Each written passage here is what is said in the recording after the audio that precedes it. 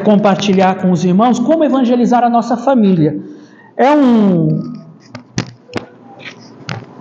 assunto bem direto, um assunto bem prático, um assunto que eu tenho certeza que vai ser uma bênção para cada um. A nossa maior dificuldade, como nós falamos na mensagem de domingo passado, é que os nossos familiares conheçam a Cristo pelas nossas virtudes, pelas nossas falhas, ou nós podemos ser barreiras para a salvação ou para a perdição deles. Tudo o que nós fazemos passa por um filtro chamado eu. Você quer evangelizar a sua família? Só que antes de você evangelizar a sua família conhece você. E isso pode ser uma bênção, pode ser uma escada, pode ser uma porta aberta, como pode ser uma grave barreira. Então, para nós evangelizarmos as nossas famílias, primeiro nós precisamos entender e sabemos que nós somos humanos. Nós somos seres humanos. E os nossos familiares têm aquela tendência de enxergar o pontinho preto na parede branca. Já viu que tem pessoas que você faz tanta coisa, só que de uma certa forma você, mesmo fazendo tanta coisa boa, muitas vezes eles vão olhar apenas para aquele detalhe ruim, ou para aquela falta de paciência, ou para aquela situação em que você não deu tão bom testemunho quanto você poderia ter dado. Mesmo que seja 99,99% de parede branca. O que eu quero dizer é que quando nós queremos, como o William mesmo pediu oração, quando nós queremos evangelizar uma pessoa, levar uma pessoa a Jesus, que pertence à nossa família, que convive conosco, que está ali naquele ambiente familiar, existe um lado bom de cada um de nós, que nós precisamos utilizar para sermos uma bênção e sermos missionários no quintal de casa. Nós podemos evangelizar a partir da nossa Jerusalém. E uma das coisas que eu quero deixar bem claro é que os teus familiares, eles te conhecem, tá? Minha esposa me conhece, minha filha me conhece, minha mãe, né? Quem é mãe conhece o filho. Então eles nos conhecem. Então não caia na armadilha, não é isso que você vai aprender hoje. Não caia na armadilha de você tentar ser mais espiritual do que você é. Vai surtir um efeito contrário. As pessoas vão ver que nós somos hipócritas. A nossa família vai perceber rapidamente que aquilo é artificial. Então você tentar ser uma coisa que você não é, tentar ser aquilo que se chama de santarrão, né? No dia a dia você tem aquele comportamento que não é tão cristão assim, mas de repente, quando você vai falar das coisas de Deus, quando você vai tentar evangelizar alguém, aí você quer se transformar em um bom crente. Isso não funciona, né? Ou você é crente, um bom crente o tempo todo, ou as pessoas percebem que você está atuando, agindo de uma forma que não é você. Os nossos familiares nos conhecem, da mesma forma que você conhece seus filhos. Então nós podemos dizer, de uma forma bem simplificada, que quando ocorre a evangelização dos nossos familiares, nós entendemos que o objetivo seria alcançar 4 grupos distintos de pessoas. Nós, quando falamos de ganhar os familiares, nós pensamos em ganhar para Jesus os nossos filhos, porque tem muitas famílias que têm filhos que não são salvos, ganhar o nosso cônjuge para Cristo, porque tem homens que têm a esposa que não é crente, tem mulheres que são crentes, mas o marido não é, pais, nós temos aqui pessoas que orem pelos meus pais, eu gostaria que os irmãos orassem pelos meus pais, que eles não são salvos, e por fim, parentes próximos, porque às vezes ali na casa mora avó, mora tio, mora na mesma cidade sobrinho, primos. Então nós estamos falando daquelas pessoas que elas fazem parte da nossa consanguinidade, aquelas pessoas que estão ali e fazem parte da nossa vida, que conhecem a gente desde pequenininho. Existem algumas maneiras bem básicas, eu quero ser bem simples, bem básico, algumas maneiras que nós possamos ser bem-sucedidos na evangelização daquelas pessoas que nós amamos, começando por Jerusalém. Na frase do banner ali, está explicando, muito bem explicado, que é a evangelizar aqueles que estão perto de nós, aqueles que convivem conosco todos os dias. Então, para a gente ganhar aqueles que nós mais amamos, aqueles que convivem conosco, a primeira coisa que nós temos que fazer é orar intensamente e constantemente. Recebeu no seu WhatsApp os versículos? Desculpa, irmão, eu esqueci de avisar, mandei para você e para a irmã Fernanda, Tiago capítulo 5, versículo 16. No texto de Tiago 5,16, vixe, coloquei o irmão Sidney agora numa enrascada aqui. Tiago 5,16 diz,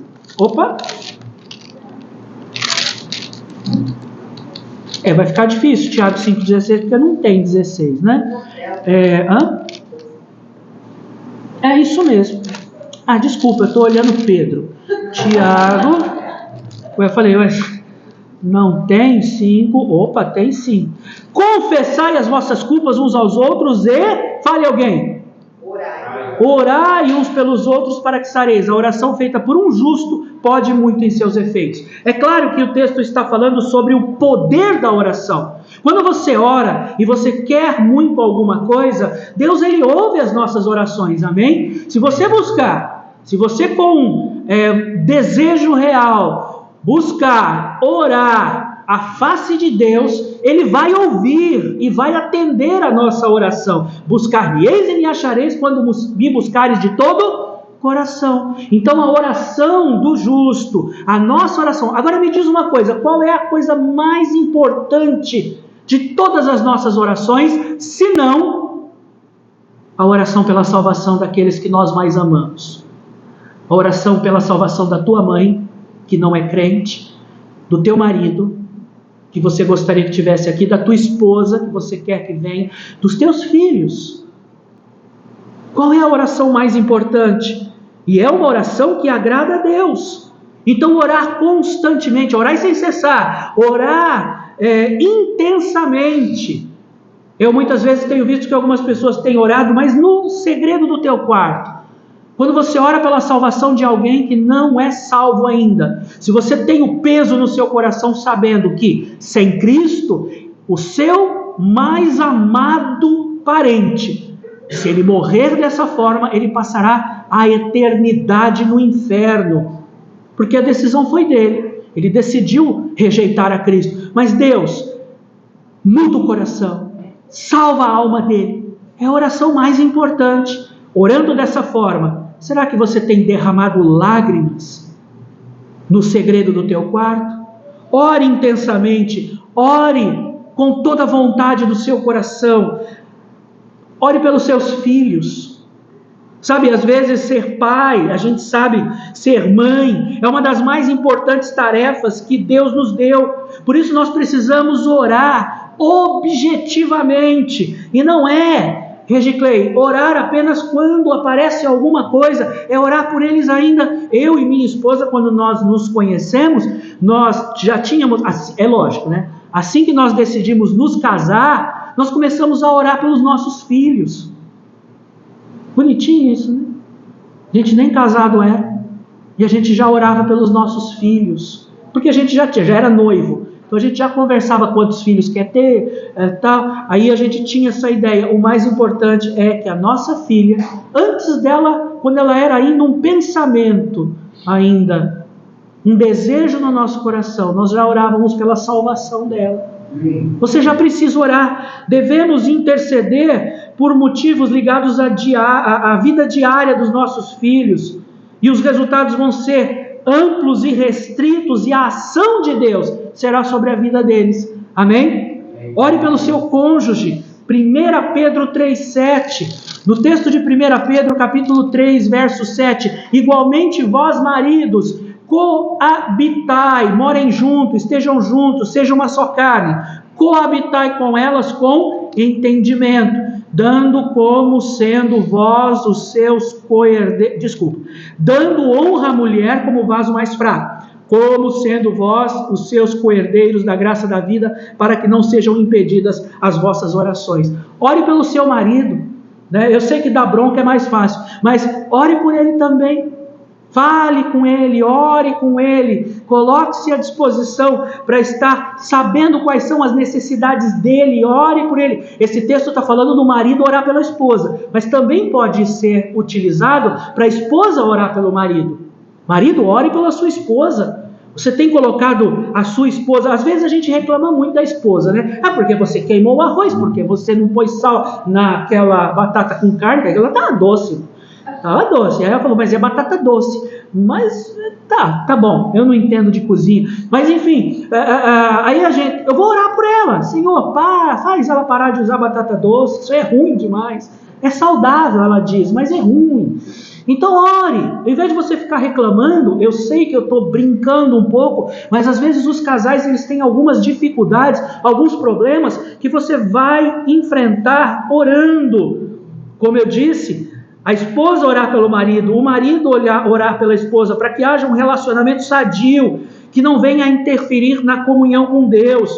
Orações fazem diferença, fazem gerar um coração ligado ao coração de Deus. Eu não consegui achar, sabe quando você vai passando no feed de notícias do Facebook? Aí eu vi um vídeo, aí não sei o que aconteceu, ele sumiu depois. Quando eu achar, eu vou colocar. Lembra daquela mensagem? Tá aí. É um vídeo curtinho, muito bonitinho. Muito com um ensinamento muito forte.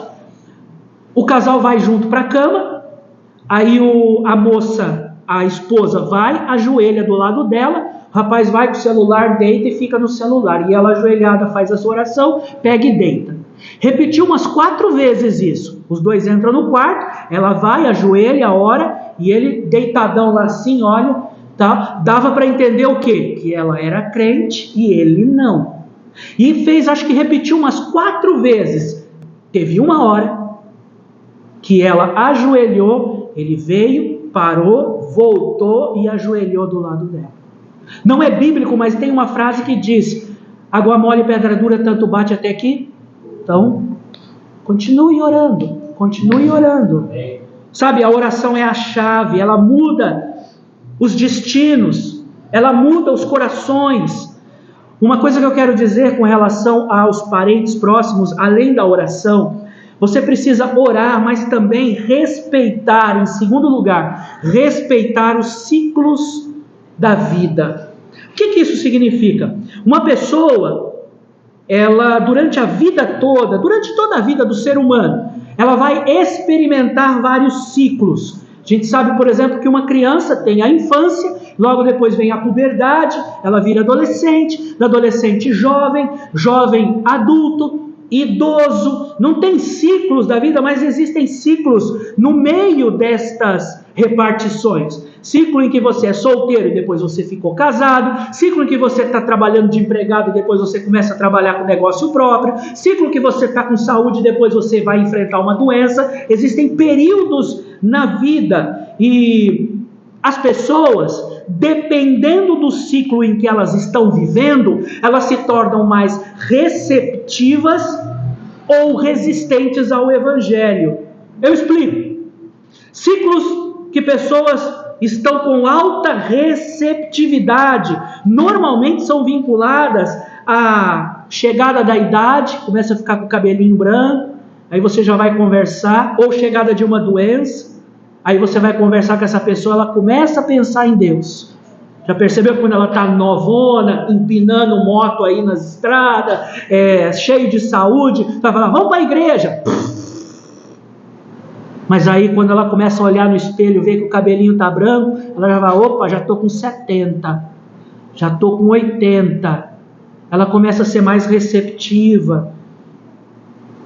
A chegada da idade, da adolescência, o casamento, chegada dos filhos, um desemprego, luto. Existem alguns ciclos que deixam as pessoas mais sensíveis à palavra de Deus.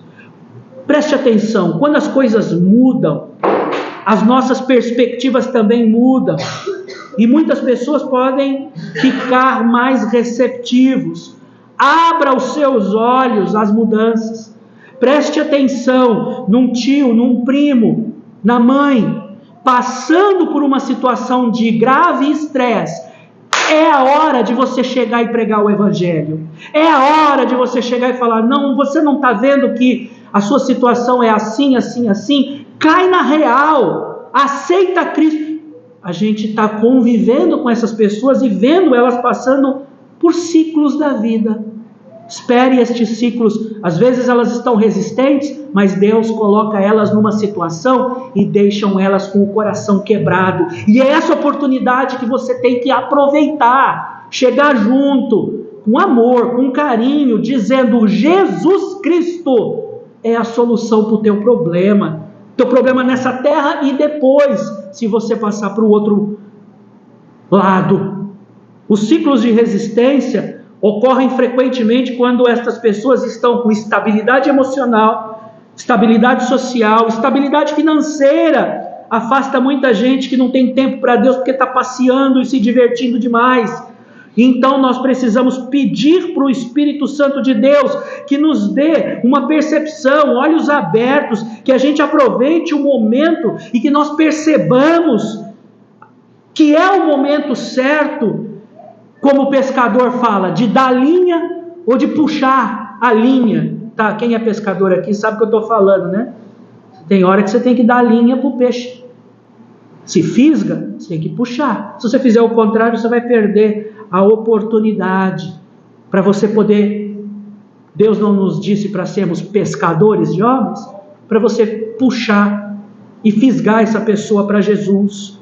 Pessoas estão sensíveis em vários momentos das suas vidas, e é assim com os nossos familiares, principalmente com os nossos familiares. A gente acompanha os ciclos da vida, e a gente pode, além de orar para Deus quebrar o coração, para que Deus permita certas situações para quebrar o coração, para que a gente esteja pronto ali, na hora, do lado do caixão, ali na recepção do Hospital das Clínicas, ali do lado da pessoa que não tem um centavo para fazer uma compra na amarelinha, enfim, não sei. E aí a pessoa, você vai perceber, Deus vai te direcionar para você falar tudo aquilo que você tem ouvido, culto após culto.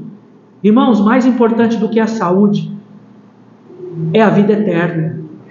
É a salvação da alma.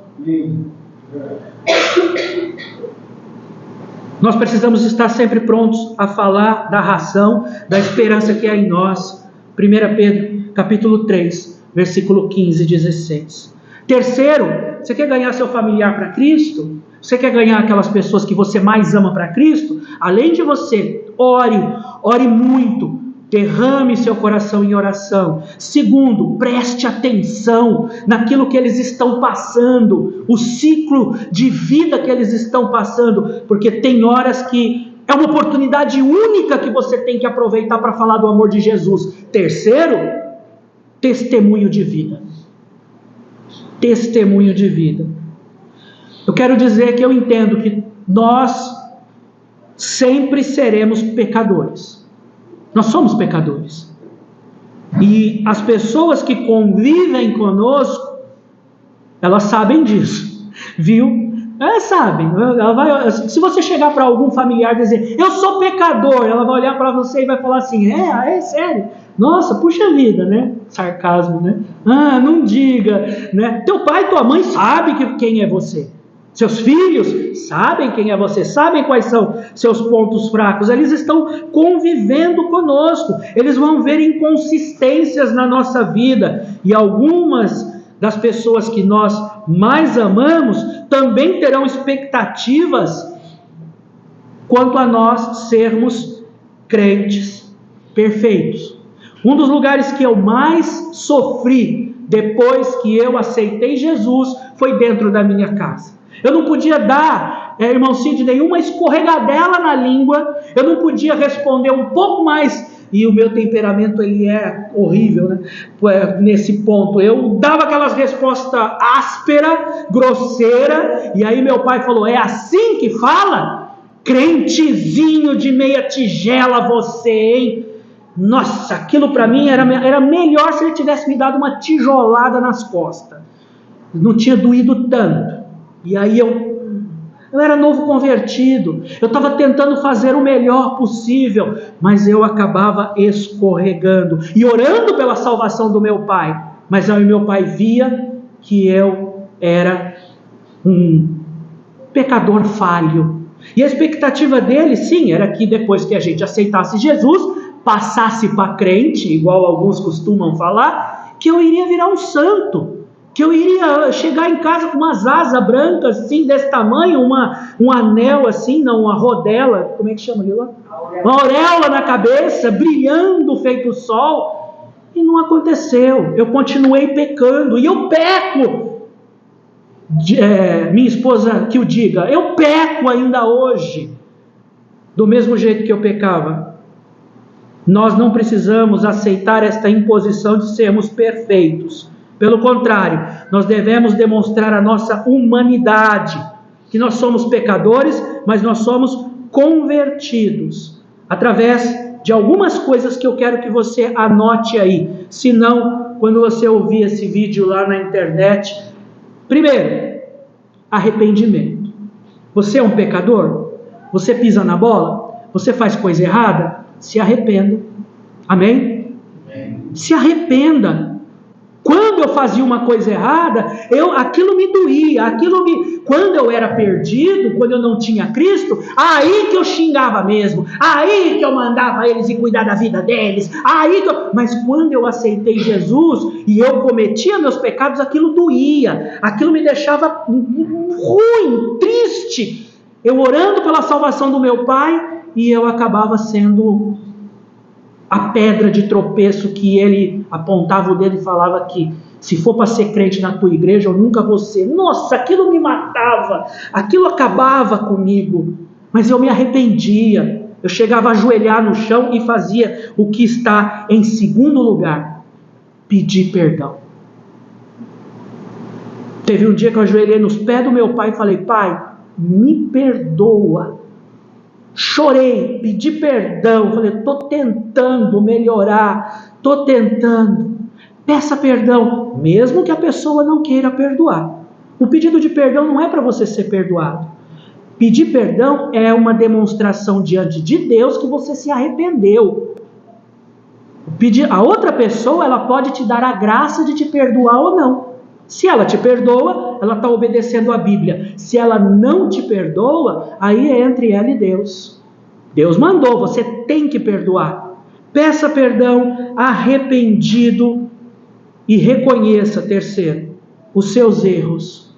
Reconheça e mude os seus erros. Comece a mudar. Número D. Demonstre claramente que Jesus tem poder para mudar a sua vida. Pedir perdão e continuar fazendo não é pedido de perdão, não é arrependimento. Você tem que pedir perdão porque você se arrependeu, mostrando que você é falho, mas depende de Deus, mas você tem que mostrar mudança. Tem que mostrar mudança. Mesmo que seja demorado, mesmo que seja duro, mesmo que você tenha que pedir perdão. Quantas vezes eu tenho que pedir perdão? Quantas vezes Jesus disse que eu tenho que perdoar meu irmão? 70 vezes 7 por dia. Não é pela vida inteira, não. Quanto que é 70 vezes 7? 490 vezes no dia. E você tem que perdoar, porque perdoar não é um sentimento, perdoar é uma ordem bíblica, é um mandamento de Deus. Isso sim é ser o perfume de Cristo. 2 Coríntios 2, 14 e 15. No texto de 2 Coríntios 2, 14 e 15, troca comigo. Dá o seu para mim. 2 Coríntios 2, 14 e 15. Quem pode ler aí no telão? Graças a Deus que sempre nos faz triunfar em Cristo. Por meio de nós, manifesta em todo lugar a fragrância do seu conhecimento. Porque para Deus somos o bom perfume de Cristo, nos que se salvam e nos que se perdem. Amém. Meus irmãos, a palavra de Deus, ela nos diz que ser o perfume de Cristo não é ser o próprio Cristo, mas que as pessoas possam ver que você é um servo. Isso vai fazer diferença. Como eu disse no começo, não é fingir santidade, não é fingir que você é perfeito, mas é viver uma vida que demonstre consistência naquilo que você está aprendendo, perseverança no compromisso que você fez com Cristo. Amém? Amém. Irmãos, além do testemunho, testemunho é tudo. Oração é tudo também. Você precisa aproveitar as oportunidades, mas o que adianta aproveitar os ciclos, aproveitar as oportunidades que Deus te dá para você evangelizar os seus familiares, mas o que adianta se na hora que abre a oportunidade, você não está em oração? E aí você chega e a pessoa vê que aquilo que você está falando não é aquilo que você vive. É falar de boca para fora. A pessoa não vai te ouvir. Você confiaria em alguém que vem te dar um conselho que a própria pessoa não segue? Está fumando? Fala, uma vez eu vi um médico fumando e ele aconselhava seus pacientes a não fumar, que fazia mal. É estranho, né? O médico que fuma, sendo que ele aconselha a outros que não façam isso. Existem também algumas maneiras bem específicas de compartilharmos a nossa fé com estes grupos. E quando nós pensamos em compartilhar a nossa fé com os nossos filhos, por exemplo, não esqueça de Deuteronômio 6, versículo de 6 a 8. No texto de Deuteronômio 6, versículo 6, vai colocar aí na tela, mas eu leio aqui para você. Versículo 6 a 8, diz assim: e estas palavras que hoje te ordeno estarão em teu coração, e as ensinarás a teus filhos, e delas falarás sentado em sua casa, e andando pelo caminho, e deitando-te e levantando-te. Também as atarás por sinal da tua mão, e te serão por frontais entre os teus olhos. O que está dizendo aqui é que a responsabilidade de ganhar os nossos filhos para Jesus é nossa, é dos pais. A minha responsabilidade é com minha filha. Temos escola dominical? Temos, mas pelo amor de Deus, não terceirize isso para a escola dominical. Não. Quem ganha os pais para Cristo, quem testemunha, quem fala, quem conta a história, quem lê a Bíblia, quem ora junto, são os pais. São os pais que ganham os filhos para Cristo. Converse sobre a presença de Deus. Converse sobre as coisas. Eles são pequenos. E você precisa comentar o fato de que Deus fez a chuva, de que aquela borboleta que pousou no vaso é um bichinho que Deus criou. Deus, Ele é criador, Deus, Ele cuida de nós. Deus, Ele... E você vai então, tudo que você vai falando, você vai trazendo uma experiência, um ensinamento de Deus, porque depois quando eles forem grandes, isso vai estar inculcado na cabeça deles. E você não vai ter uma criança que apenas quer saber das coisas desse mundo. Quando já são maiores, elas também vão interpretar as ações de Deus, as coisas de Deus, de uma maneira mais natural. Uma das maiores heranças que nós podemos deixar para os nossos filhos é ajudá-los a viver em Deus. Eles entendam que Deus não mora no prédio da igreja. Você sabia, né? Deus não mora aqui no salão da igreja. Depois que a gente fecha as portas, Deus fica aqui. Não. Deus não mora lá no prédio do bairro Jardim das Oliveiras. Ele mora dentro dos nossos corações. Cheio de falhas, mas é onde Deus mora. Seus filhos precisam saber disso. Culto doméstico. Uma vez eu conversei com um senhor e ele queria muito que ganhasse o filho dele para Cristo. E ele sempre falava, vai lá falar com o Adriano, vai lá falar, só precisa ir lá falar com o Adriano, só precisa ir lá falar. Eu falei, olha irmão, o filho já tinha 30 anos e ele morava com os pais ainda, usava drogas E aí o que aconteceu? Ele queria que eu fosse até lá e eu fizesse uma obra no coração do menino. Aí eu falei, não é assim que funciona. Nós precisamos começar a trabalhar com vocês dois, com os pais. Aí ele falou, por quê? Estou certo. Por quê? Eu não preciso mudar. Tem que mudar ele que usa droga. Eu sou trabalhador. Eu falei, não, o que vocês... E uma das coisas, além de orar, além de não faltar tanto dos cultos como ele estava faltando, ele não ia de semana de jeito nenhum, e ele podia ir. Escola dominical não aparecia, mas nem arrastado, vinha só no domingo à noite e queria que eu fosse lá abrir a cabeça do filho dele e botar Jesus lá. Não funciona. Aí eu falei, além dessas duas coisas, tem uma coisa que eu quero exercitar com o casal. Faça o culto doméstico. Faça o culto doméstico. Sabe, às vezes você é o único crente na casa. Você tem o seu tempo, aí tá todo mundo, tem meia dúzia lá, tem 20 pessoas na sua casa. Tem uns 3 lá na televisão, uns 4 no celular, tem 2 para cá, 2 para lá, cada um fazendo uma coisa. Um pega o prato, vai jantar na sala, o outro pega não sei o que e tal. Mas você tem o seu horário de culto doméstico. Eu tenho todo dia, a hora que eu vou ler minha Bíblia, a hora que eu vou cantar um hino, a hora que eu chamo para vir. Se os descrentes da casa não querem vir, faça você. Junte os crentes da casa. Junte você e sua filha, se sua esposa não quer vir.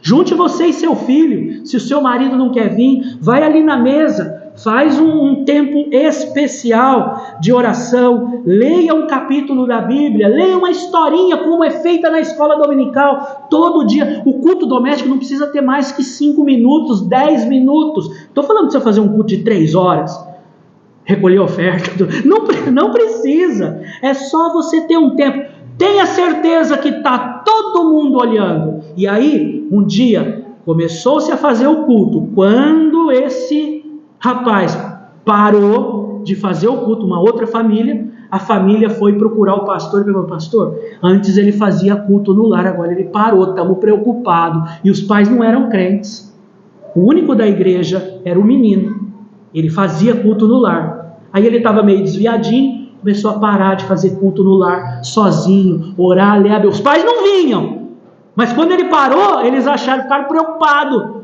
E aí vieram me procurar. A primeira coisa que eu falei, vocês precisam vir para a igreja. Quando ele fizer o culto, vocês participam com ele?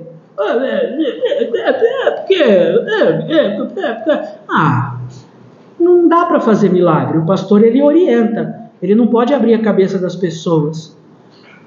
Nestes momentos, você sozinho ou com alguns da família, vocês param para dar atenção para aquilo que é mais importante na sua vida, que é o seu celular, amém? Ou quer dizer, que é para o seu Deus. Mostra que você tira 5, 10 minutos ali. Não interessa se será uma parada de 5 minutos ou de 1 hora, o mais importante é a regularidade, é a valorização desse momento. Faça, mostre, insista nesse tempo, para que as pessoas que fazem parte da tua família saibam que das 8 às 8h10, ninguém pode ir lá chamar eles lá na casa, porque todo dia esse horário eles estão em culto. Eles foram na igreja? Não, eles estão em culto doméstico, ali, em casa. Às vezes a gente quer ganhar os nossos familiares para Cristo, mas a gente não mostra Cristo em nós para eles. Número C. Igreja. Meus irmãos, é uma grande ilusão pensar que nós podemos entregar a educação dos nossos filhos para a escola dominical ou para a igreja. Essa é a tarefa dos pais. A igreja pode apenas te dar a direção, o desafio, como nós estamos fazendo hoje. Os nossos filhos precisam aprender com os pais a fé, e a fé vivida em comunidade. Aonde você deve estar nos domingos à noite, nos domingos pela manhã, nas quartas-feiras?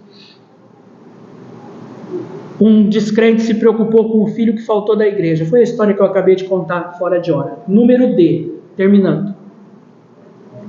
Você pode ganhar familiares para Cristo sem dizer uma palavra. 1 Pedro 3, 1 e 2. No texto de 1 Pedro 1 e 2, 1 Pedro 3, semelhantemente vós, mulheres, sejam sujeitas aos vossos próprios maridos, para que também, se alguns não obedecem à palavra pelo porte das suas mulheres, sejam ganhos sem palavra, considerando a vossa vida casta em temor. Aqui nesse texto, é claro que fala do casamento. Como que as esposas ganham o marido? Sem falar. É difícil, né? Oh, coisa difícil. Pastor, não, né? Por que Deus disse isso? Porque é mais fácil para a mulher falar. E como fala, né? Fala daquela beleza. Mas o testemunho é muito mais poderoso do que qualquer palavra. Teu marido, quando ele entender que ter uma esposa crente é a melhor coisa, eu quero ouvir os homens responder isso. Ó, você está com a sua mulher aí, tá bom? Ter uma esposa crente, serva de Deus, que teme o Senhor, é a melhor coisa do mundo. Amém? Amém. Amém. Não tem comparação. Você queria estar com medo de ser traído o tempo todo? Você está com medo de querer que ela faça uma coisa errada, roube seu dinheiro, que ela vá, aquela coisa. Se teme ao Senhor, louvado seja Deus. Meus irmãos, quando nós pensamos em compartilhar a nossa fé com o cônjuge, com os pais, é sábio nós ganharmos sem palavras, através das nossas ações. As nossas ações, elas falam mais alto, às vezes até sem palavra, os nossos familiares. Depois de algum tempo nós podemos chegar a uma situação em que muitas pessoas que nós evangelizamos por todos esses meios, nós começamos a entender que o momento de orar, de esperar o ciclo, observar que Deus está manifestando na vida dessas pessoas através da nossa fidelidade com o Senhor. Um detalhe que eu gostaria de compartilhar com os irmãos também: quando você é abençoado na igreja, chegue em casa e conte quão grandes coisas o Senhor tem feito na sua vida. Fale como foi abençoado o culto. Não chega dizendo, põe no Fantástico que eu quero ver os gols. Não, espera. Deixa eu assistir. O que é? Está passando o Big Brother. Oh, meu Deus. Acabou de sair da igreja. Chega dizendo, boa noite. As pessoas não foram, mas você pode levar um pedacinho da igreja para casa. Foi uma bênção o culto. Foi maravilhoso o culto. Eu lembro o pastor Agenor, que sempre falava assim, que ele elogiava as pessoas. Eu estou sem a minha chave aqui. Ele falava, hoje os irmãos... Quem lembra disso? Os irmãos trouxeram a chave da igreja. Que beleza. Ele elogiava e eu ficava sempre vendo que bonito que é isso, né? Mas se você ainda não traz a chave da sua casa, você está na mesma fase que eu estava alguns anos atrás, e Deus deu vitória, Deus abençoou, sabe? Eles vão vendo a vida de você, vão vendo a intimidade que você tem com Deus, e eles então podem escolher por Cristo. 1 Tessalonicenses capítulo 1, versículo 2 e 3. No texto de 1 Tessalonicenses capítulo 1,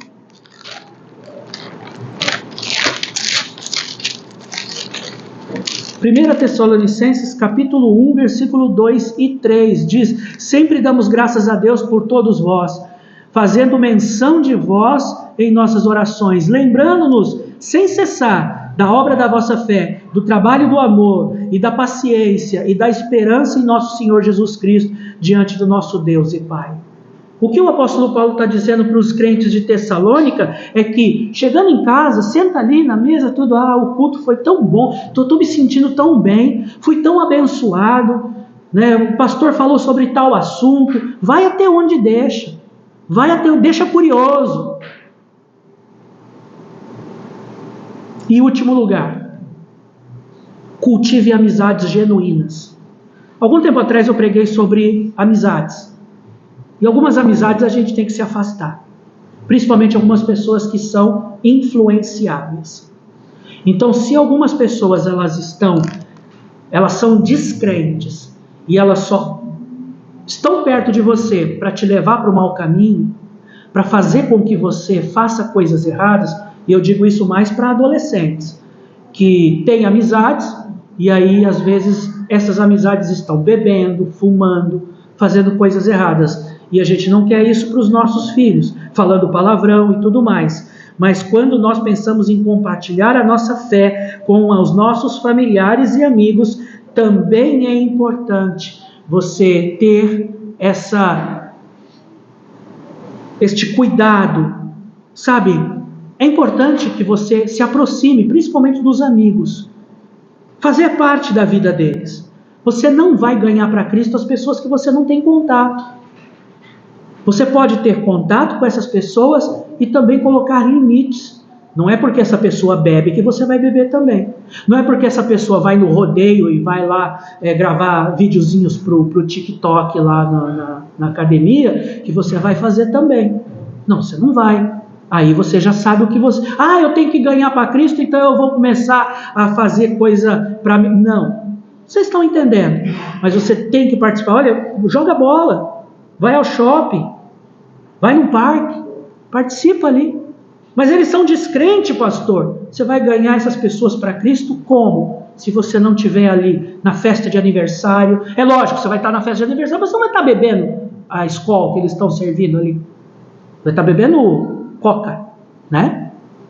Mas você está ali, está podendo... Às vezes eu estava em festa, que era assim meio... Graças a Deus eu não saí nenhuma foto, fugi das fotos feito diabo foge da cruz, e aí, mas tinha ali uma cerveja, tinha ali uns bêbados, uma coisa assim, e aí teve um momento que alguém falou, pastor, faz uma oração aí para nós. Eu falei, pronto, é agora. Minha oração teve 15 minutos, eu orei quase 20 minutos, eu orei, mas orei gostoso, orei, falei do amor de Jesus, obrigado pelo Senhor ter morrido na cruz por nós, que tenha pessoas aqui que possam recebê-lo no seu coração. Acho que alguns já começaram a olhar no relógio assim, essa oração não vai acabar não? Mas eu gostei, eu aproveitei, foi bom. Meus irmãos, dê evidência da ação de Deus na sua vida. Quando você fala com um não crente, use expressões como Deus me abençoou, eu ouvi Deus falar comigo no domingo à noite, eu ouvi Deus falar, não foi sorte, foi Deus. Lembra que a gente estava conversando sobre isso? Alguém falou, né? Nós tivemos muita sorte, e aí rapidamente alguém falou assim, não é sorte, é Deus. Diga isso, fale, não é Deus, é a mão de Deus me dirigindo. Fale, use esses termos, não tenha vergonha. Muitos de nós contamos experiências e as pessoas, elas estão observando, elas estão olhando para nós. E nos 3 minutos que falta para terminar o culto, eu quero dizer, meus irmãos, que quando você começa a evangelizar na nossa Jerusalém, é muito mais do que simplesmente você mandar um convite, é transformação de vida. Porque um convite para um desconhecido, ele pega, vai ler e ele apenas vai conhecer Jesus do que está escrito no folheto. Mas falar de Jesus para os nossos parentes, ele conhece você, ele conhece quem é que está por detrás daquela mensagem. Deus, ele deseja usar a sua vida para com seus familiares, e vivendo assim, você pode agir como um missionário dentro do seu próprio lar. Pratique ações de amor, seja uma pessoa bondosa. Sabe, a gente aprende muito que a gente tem que ser bondoso, empático, perdoador, amigo entre os irmãos da igreja, porque somos uma família. Agora imagina quão mais é próximo isso dos nossos familiares. Mas ele não merece. Eu não estou dizendo fechar os olhos para as coisas erradas que acontecem. Não estou dizendo isso. Mas eu estou dizendo que no momento de angústia, dor, médico, faça. Mas pastor, eu não quero porque ele me prejudicou muito. Você está fazendo isso para Jesus e não para ele. Você está fazendo isso porque Jesus mandou você ganhar ele para Cristo e não porque você ama aquela pessoa. Jesus mandou você ganhar seus parentes para Cristo. Se você não tiver atitudes de amor, de perdão, de conciliação, de mostrar que você realmente é um crente convertido em Cristo, você não vai ganhar ninguém para Jesus. Isso vai desde cuidar, ajudar, amar, perdoar. Meus irmãos, para terminar, tem uma história que contam sobre George Miller. George Miller, ele foi um homem, um pregador, um crente na Inglaterra, e ele fundou muitos orfanatos. Ele tinha centenas, talvez milhares de crianças órfãs que ele cuidava através de oração e dependência de Deus. Tinha vezes que ele não sabia o que eles comeriam no dia seguinte. Ele vai dormir e no outro dia Deus mandava na porta de casa pessoas entregando pão, leite, comida, tudo. E sempre, a vida dele sempre foi um milagre atrás do outro. Conta a história que ele tinha um amigo descrente e ele orou pela salvação desse amigo por 60 anos. 60 anos. Um crente que orava agora e daqui 15 minutos Deus fazia um milagre que era impossível imaginar que aquilo seria possível. 60 anos e o amigo dele não se converteu. George Miller morreu e aquele amigo finalmente fez a sua decisão por Cristo ao lado do caixão dele, no dia do seu sepultamento. Imagine a surpresa que George Miller deve ter tido quando ele lá no céu viu seu amigo chegando e os dois se abraçando ali e encontrando-se com as vestes brancas, mais alvas do que a neve, lavadas com o sangue do Cordeiro. Amém. Eu quero que os irmãos estejam orando pelo culto do amigo. Ainda falta um bom pedaço aqui da mensagem, mas eu quero ficar nesse tema, nesse texto, porque falar dos nossos amigos e familiares é algo para a vida toda.